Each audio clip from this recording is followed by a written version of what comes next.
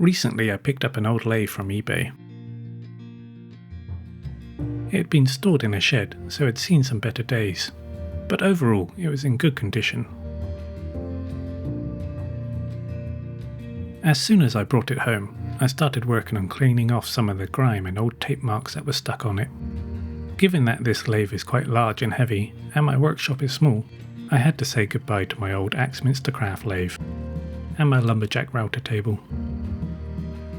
Though I would like to have kept both, I simply didn't have the room.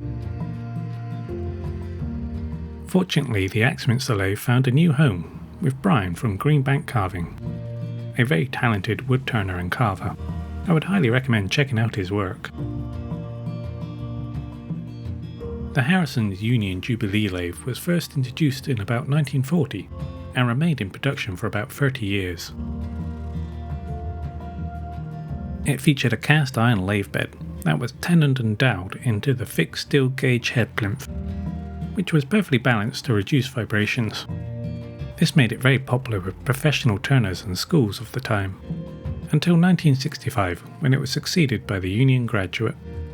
The Graduate, which is a larger and fully cast iron lathe, is much more sought after these days. However, since my budget didn't allow for a Union Graduate, I settled for the Jubilee. I wanted to upgrade because I needed something heavier and more robust for larger projects. My Axminster craft lathe was good, but it was designed more as a benchtop model, so it was quite lightweight. Cleaning up this old lathe was becoming slow work. There were still lots of tape marks and old stains to remove. I primarily used GooGone to clear up the tape residue, but it still required a lot of scrubbing. My metal scraper worked well, but had the habit of removing some paint with it, so I relied more on the plastic scraper and a scouring pad. I'm unsure what to do about the paintwork, as there are many chips, scrapes and bare parts.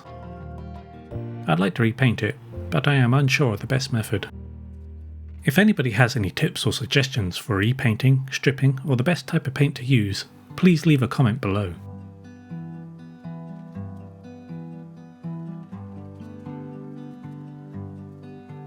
Given the limited space in my small workshop, and with the lathe's weight of over 200 kilograms, I need a way to move it easily. Because of the limited space, fixing it in place isn't an option, as I need to be able to move it around to help with filming projects.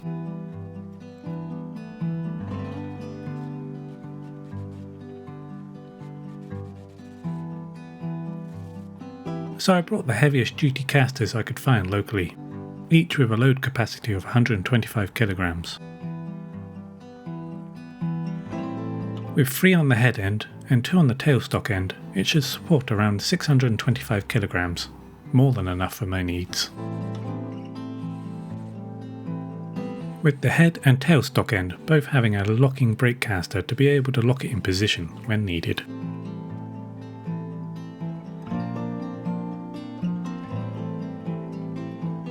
If you plan to do something similar, I recommend getting help because the lathe is very heavy and difficult to move around on your own. I almost squished my foot a few times, but thankfully I didn't film that part, so my dignity still remains intact.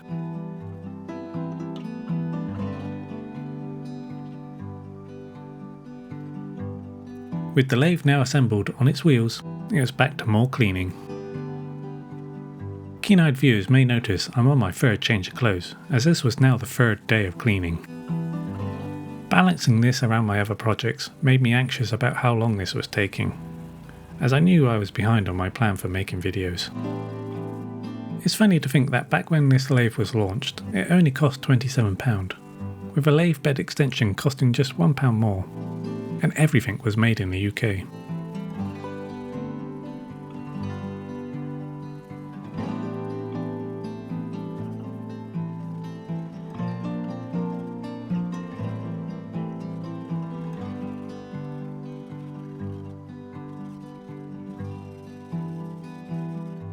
After many hours of scrubbing the body clean, I turned to something that would actually make a tangible difference.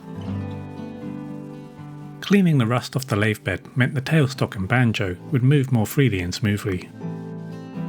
Initially I used some WD-40 and a Scotch-Brite pad by hand, but progress was slow. It removed the top layer of discoloration, but left pitted marks behind. I didn't want to spend forever on this, so I changed tactics.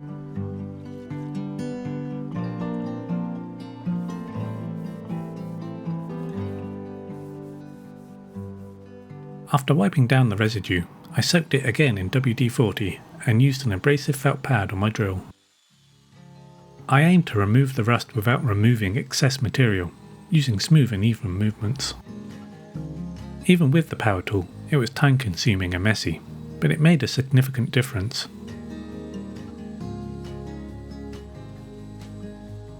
Although I should have done this first, as it dripped onto my freshly clean lathe.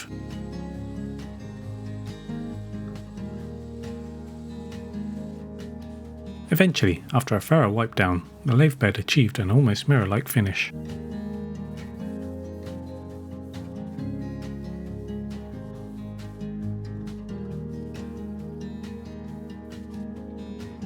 With the spindle side done, it was time to work on the bowl turning side.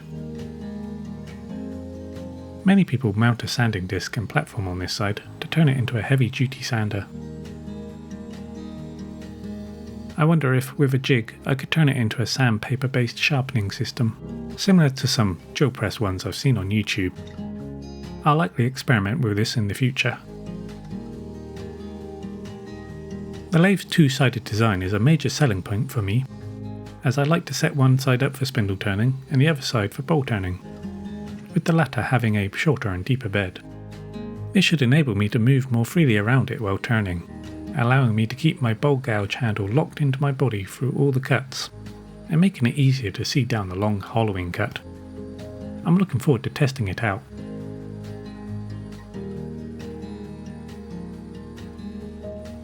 This side of the lathe turned out quite nice, except for a big chip in the bed that I can't do much about.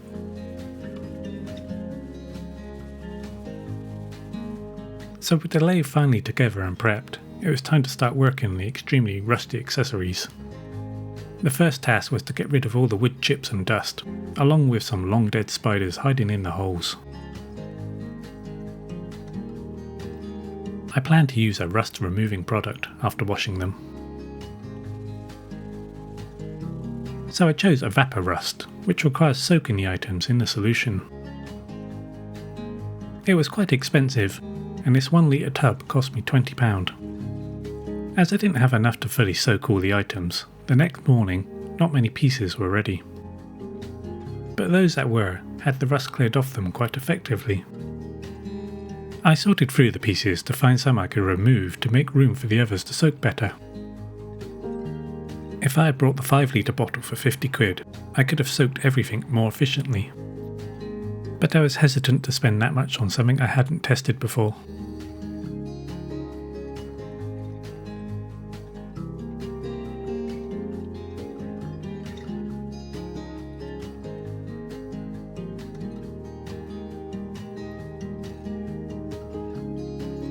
Later that day I moved it into the conservatory to free up some workspace in the workshop.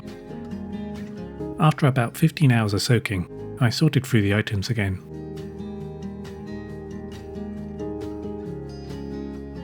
I removed those that were ready and washed off any excess with dish soap.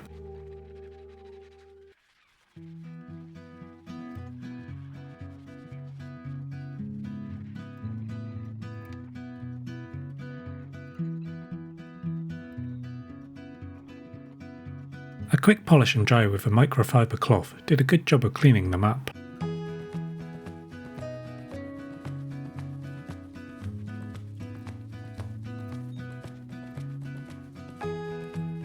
By the evening the pieces had now been soaking for about 24 hours, and I was starting to get frustrated with the slow progress. So I used the abrasive felt pad on the drill to help speed things up.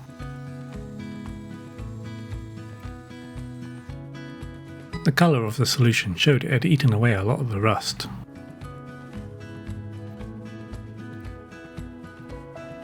I hand scrubbed a few more items and readjusted the box to help the remaining stubborn pieces soak more deeply, before calling it a night.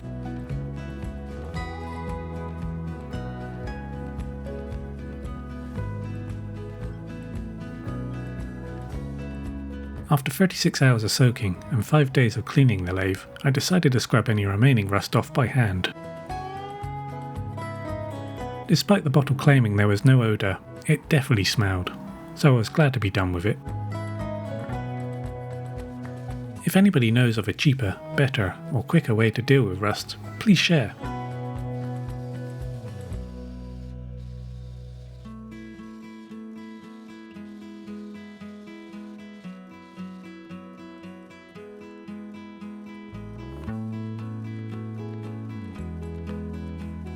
So with all the accessories now cleaned up and looking good, I applied machine wax paste to any exposed surfaces to protect them from future rust and provide lubrication.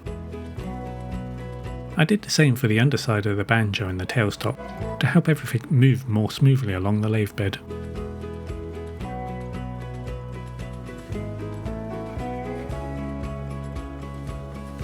I'd like to clean up the paintwork on these pieces too. It's not mission critical, but would help them last longer and look nicer.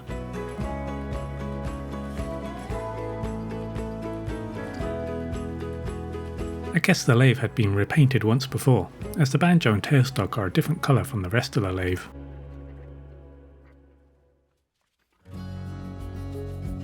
For future upgrades, I'd like to fit a variable speed control.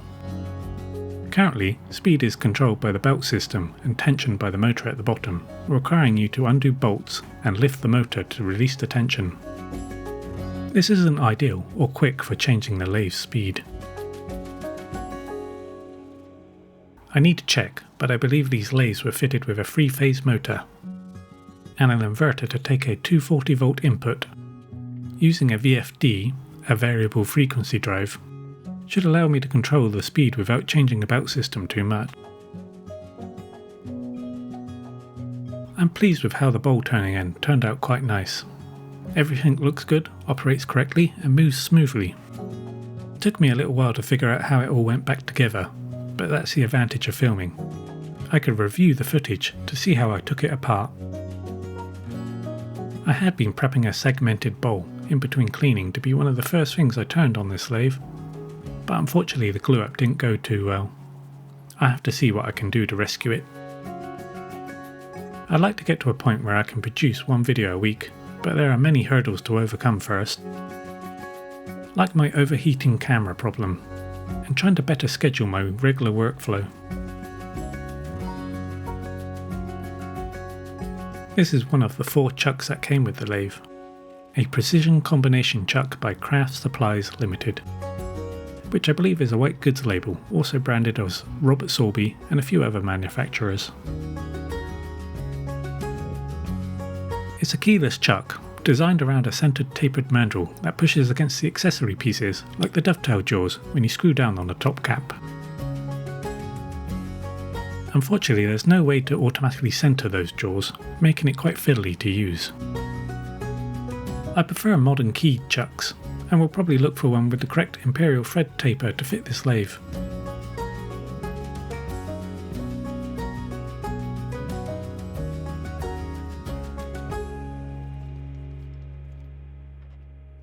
The kit comes with several different accessories for this chuck, and the old manual provides detailed instructions and pictures.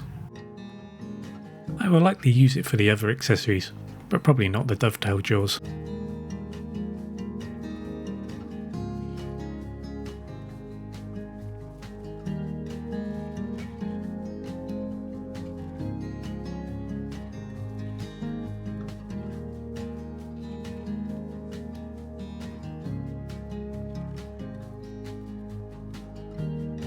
Finally, a silly little test to check that the machine is still balanced and not vibrating excessively on the new base. And you can see it's running smoothly. Thanks for watching, don't forget to like and subscribe if you enjoyed the video. And I hope to see you again soon with more projects and challenges.